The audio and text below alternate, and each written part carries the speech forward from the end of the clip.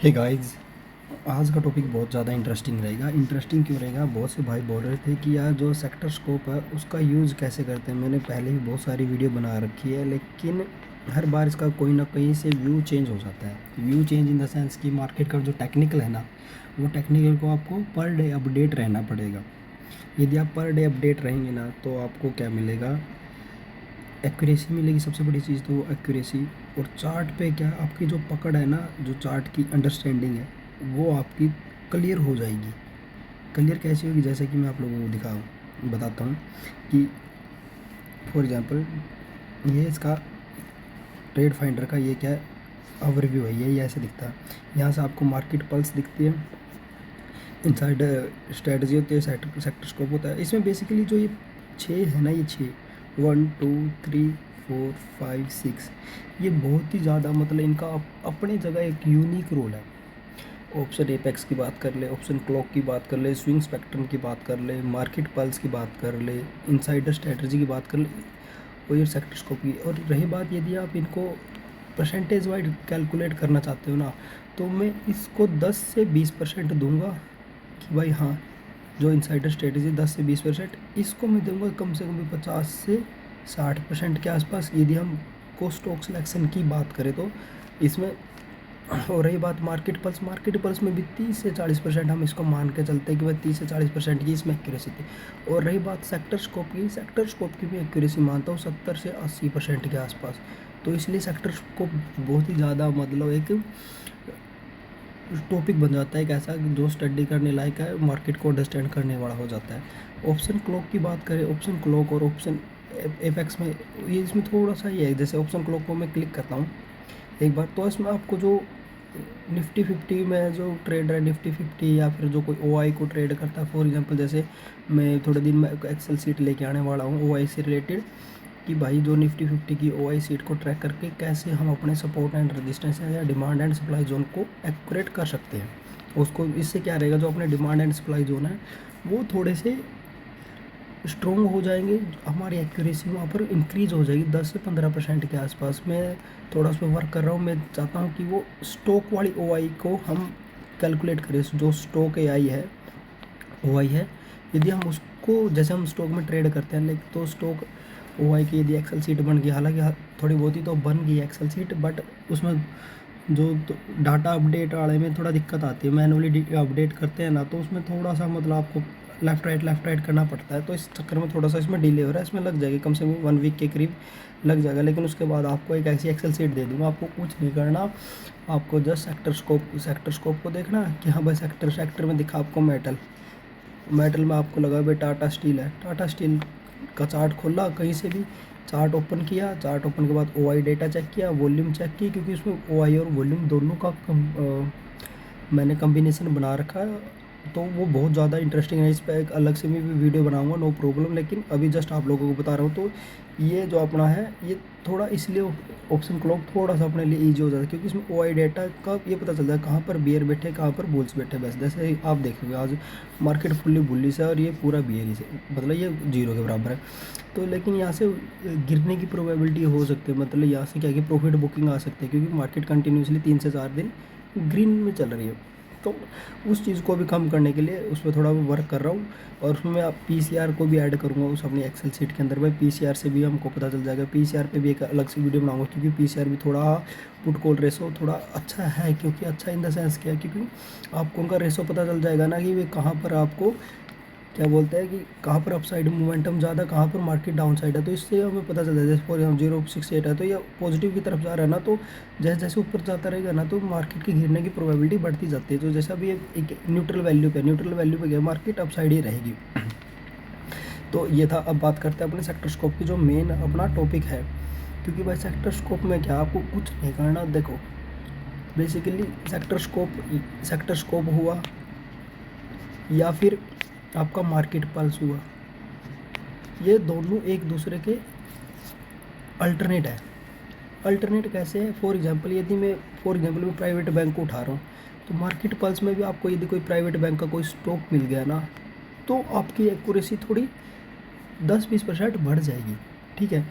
और उसके बाद यदि आपको लग रहा है कि भाई ट्रेड, ये ऐसा नहीं आपको कि भाई ये जैसे 9:22 या 23 मिनट पे अपडेट हो जाता है, दिख तो 9 ये 16 मिनट पे दिख जाता है, लेकिन ये अच्छा अपडेट 9:23 मिनट पे होता है, ठीक है। तो 23 मिनट पे अपडेट होने के बाद तो आपको कोई भी स्टॉक दिखे तो आप उसमें डायरेक्ट एंट्री प्लान करते हो ना, तो वहीं पर आप लोगों को क्या हो जाता है, क्योंकि सबसे बड़ी गलती क्या करते हैं, जैसे 9:23 पे आप लोगों को कोई स्टॉक दिखा, उसको आपने यहाँ पर भी पता चला कि भाई उसका सेक्टर भी पॉजिटिव है और वहाँ पर मार्केट पल्स में भी वो स्टॉक हमको मिल रहा है, तो क्या कि उसमें एक हैवी वॉल्यूम के कारण हम जो एंट्री लेना चाहते हैं ना वो हमको नहीं मिल जाती। उसके बाद हमें ये नहीं पता रहता कि भाई यहाँ पर ये स्टॉक ऊपर जाएगा, तो कुछ केसेस में क्या रहेगा, कुछ केसेस में क्या रहता है, स्टॉक अप जाता है। अप जाने के बाद जैसे फॉर एग्जांपल हमको यहाँ पर पता चला 5 मिनट की जो सेकंड कैंडल बनती है, तो हमको यहाँ पता चला, तो उस पर जैसे हम एंट्री लेते हैं तो स्टॉक यहाँ पर कंसोलिडेट हो जाता है या फिर डाउन साइड आके कहीं ना कहीं पॉज लेके फिर अप जाता है। तब तक जो हमारा मोटिवेशन है, जो हमारा मेंटल स्टेट है, वो डाउन हो जाता है। तो इसलिए मैं आप लोगों को बोलता हूँ कि भाई 10 बजे तक आपको वेट करना है। यदि आपको 10 बजे तक कोई ट्रेड ना मिले ना, तो नो प्रॉब्लम भाई, ट्रेड मत लो, ठीक है। जैसे कि आज की ट्रेड की बात भी करूँगा, यदि ट्रेड बताऊँगा, जैसे मैंने गोदरेज प्रॉपर्टी में ट्रेड करी थी और उसकी कॉल भी दी थी, आप लोगों ने ग्रुप में भी देखी, मैं यदि आप लोगों को ग्रुप में भी दिखा देता हूँ तो देख सकते हो आप। ये देखो गोदरेज प्रॉपर्टी की कॉल मैंने कितने बजे दी थी, आप खुद ही क्लियरली चेक कर सकते 10:14 पे। भाई 1-2 रुपये का प्रीमियम हमको लेफ़्ट राइट मिल सकता है कि भाई कम ज़्यादा हो सकता है, लेकिन एक्यूरेसी बढ़ जाएगी ना उससे। यदि आप 9:23 पे कोई ट्रेड ले रहे हो ना, उसकी विन होने की प्रोबेबिलिटी कम होती है, लेकिन हम यदि 10 बजे के बाद कोई ट्रेड प्लान कर रहे हैं ना, तो उसकी विन होने की प्रोबेबिलिटी इससे ज़्यादा हो जाती है।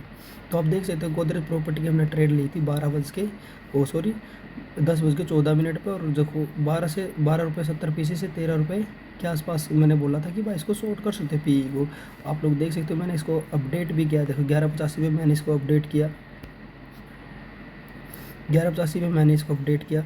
उसके बाद आप देखो 11:40, फिर उसके बाद देखो आप लोग 8:90 तक ये गया। उसके बाद मैंने बोला जिसको प्रॉफिट बुक करना हो प्रॉफिट बुक कर सकता है, 8:35 भी गया, ठीक है। जिसको प्रॉफिट करना हुआ, इसके बाद जब मैं प्रॉफिट बुक करने के लिए बोल देता हूँ, या फिर जब आपको लगता है कि भाई मेरा डे का टारगेट कंप्लीट हो गया, जो भी आपका टारगेट रहता है, तो आप ऑटोमेटिक एग्जिट कर दिया जाओ। आप मेरा वेट मत करना कि भाई मैं एग्जिट करने के लिए बोलूँगा, क्या पता आपका टारगेट हो 600 रुपये का, और आपका टारगेट यहाँ से दो मतलब जैसे 10 रुपये पे आया, आपका टारगेट लॉक हो गया, तो आप 10 पे ट्रेलिंग स्टॉप लॉस स्टार्ट कर देना चाहिए भाई साहब, क्योंकि आपको 600 चाहिए, 600 से ज़्यादा देगा वो आपका एनालिसिस है, ठीक है।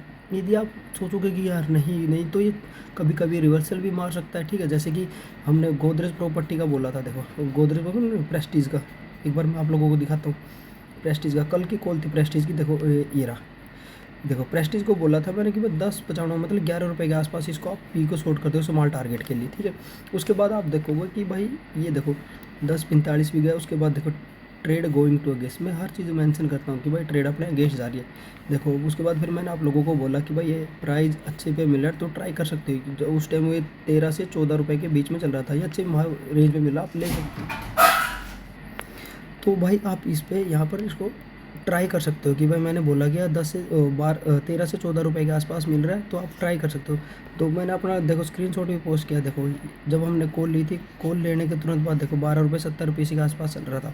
तो भाई जब बोलता हूँ तो प्लीज़ उसको किया करो। उसके बाद हमने देखो कि लाइव क्लास भी ली थी, लाइव क्लास में जिस भाई ने ज्वाइन किया, तो भाई सॉरी ये लाइव क्लास तो IPL की वजह से छूट गई थी, लेकिन बाद में हमने इसकी लाइव क्लास ली थी। तो उसके बाद देखो भाई क्या नाम ले रहा है, जैसे आज मार्केट ओपन हुई, मार्केट ओपन होती है देखो 8:50 हमको टारगेट है, फिर 7:55 होते हैं, फिर मैंने बोला प्रॉफिट बुक कर सकते हो। जैसे मैं प्रॉफिट बुक के लिए बोल सकता हूँ, या फिर जैसे आपका प्रॉफिट हो जाता है तो प्लीज़ अपना ट्रेलिंग स्टॉप लॉस स्टार्ट कर दिया करो भाई, ठीक है। तो अब बात करते हैं अपने दोबारा सेक्टर स्कोप के ऊपर, क्योंकि सेक्टर स्कोप बहुत ज़्यादा ज़रूरी है। जैसे अभी आपको लग रहा है कि भाई इसमें तो कुछ एक सेक्टर में मेंशन कर देता हूँ, FMCG, IT, ऑटो, रियल्टी को यहाँ लिखता,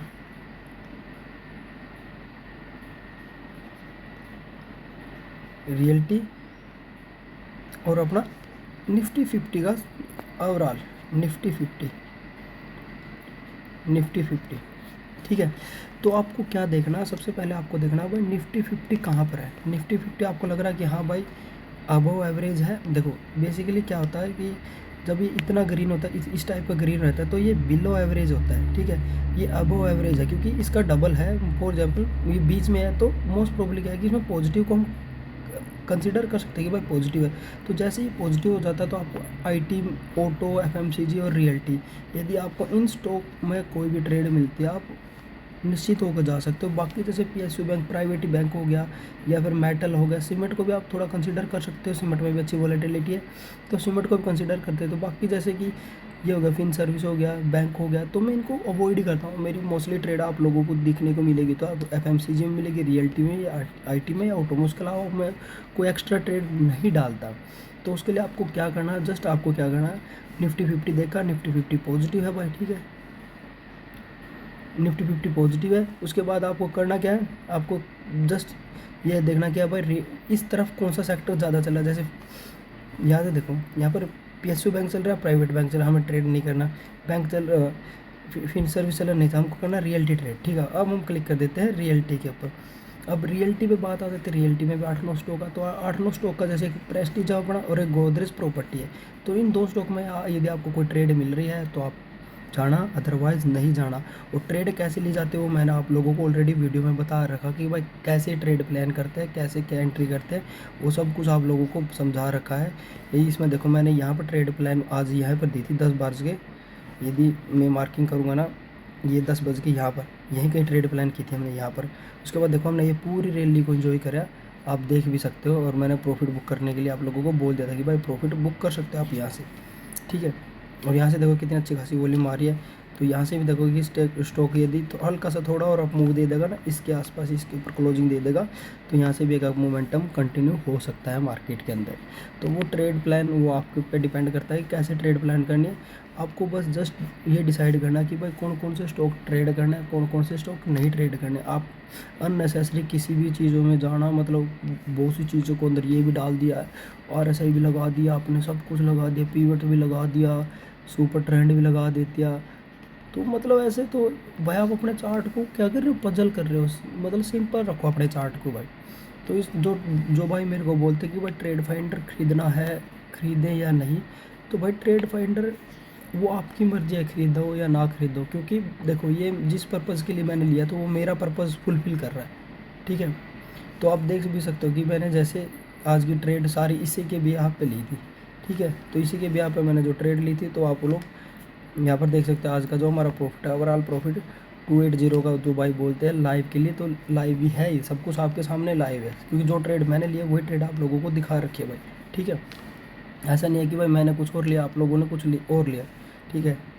तो इन चीज़ों के लिए भाई आप लोग यदि इसमें जाना चाहते हो ट्रेड फाइंडर के अंदर, तो आपको सबसे पहले अपना रूल सेट करना पड़ेगा। और यदि आप मेरी रिकमेंडेशन पे ट्रेड फाइंडर को बाय कर रहे हो तो आपको मेरे ट्रेडिंग रूल फॉलो करने पड़ेंगे भाई, ठीक है। क्योंकि ऐसा नहीं है कि आप लोग अपने उससे करोगे तो फिर मैं ये नहीं कह सकूँगा कि भाई आपने गलत ट्रेड ली, क्या आपका कैसे आपने एंट्री करी, ठीक है। बहुत से भाई ऑप्शन बाइंग भी करते हैं, मैं तो उनको ये भी सजेस्ट करता हूँ कि ऑप्शन बाइंग की बजाय ऑप्शन सेलिंग के लिए यूज़ करो भाई, ठीक है। क्योंकि ऑप्शन सेलिंग में हमको थोड़ा बहुत ये कन्विक्शन मिल जाता है कि मार्केट का क्या डायरेक्शन है। ऑप्शन बाइंग में गई थी कंसोलिडेट होगी ना, सबसे बड़ी चीज़ है मार्केट कंसोलिडेट हो गया। अभी तो मार्केट ट्रेंडिंग टाइप चल रही है, कंसोलिडेट होगी तो प्रीमियम का डिके होना स्टार्ट हो जाता है। तो प्लीज़ इस चीज़ को समझो और फिर इसके अंदर अपना इन्वेस्ट करो। सबसे पहले लर्निंग पे सबसे ज़्यादा फोकस करो कि भाई मेरे को लर्न करना है। यदि आप लर्निंग में फोकस करोगे ना तो भाई सब कुछ सेट हो जाएगा। आपको सब कुछ, आपके रूल सब कुछ मैं करवा दूंगा। आप ग्रुप में आओ, ज्वाइन करो और फिर देखना कि भाई आपका एक एक डाउट, जो भी भाई ने मेरे से बात की है, मैंने उसे पर्सनली कॉल किया या फिर पर्सनली उसे मैसेज से भी बात किया, आप लोग चेक कर सकते हैं किसी भी भाई से बात करके। मैं स्क्रीनशॉट भी दिखा सकता हूँ, बट इसका तो वही बात है ना, हर चीज़ का प्रूफ देना भी अच्छी बात नहीं है, ठीक है। लेकिन बट यदि आपको कोई डाउट रहता है आप मेरे को मैसेज करो, मैं आपको वो चीज़ सब चीज़ सिखाऊंगा भाई, ठीक है।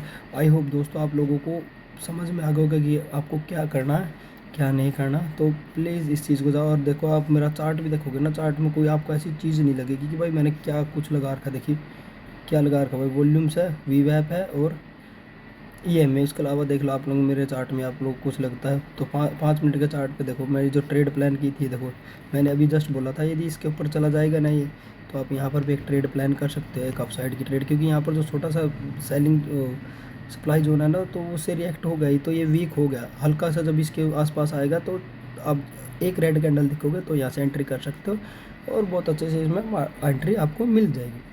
आई होप आपको समझ गया है, क्योंकि देखो वॉल्यूम्स भी डाउन हो रहे हैं। कहने का मतलब इसमें कोई फेक वॉल्यूम कोई क्रिएट नहीं कर रहा, जितनी है होनी चाहिए वो उतनी है। कि जैसे यहाँ पर इस कैंडल पे देखो, इस कैंडल पे जितनी होनी चाहिए थी उतनी नहीं थी, तो इसलिए मार्केट में डाउन साइड आ गए। क्योंकि हर एक चीज़ का कंपैरिजन करोगे तभी आप लोग सीख पाओगे। भाइयों, यदि आप लोगों को ये वीडियो समझ में आई तो प्लीज़ वीडियो को लाइक करना और सब्सक्राइब जरूर कर दें। थैंक यू सो मच, मिलते हैं नेक्स्ट वीडियो में।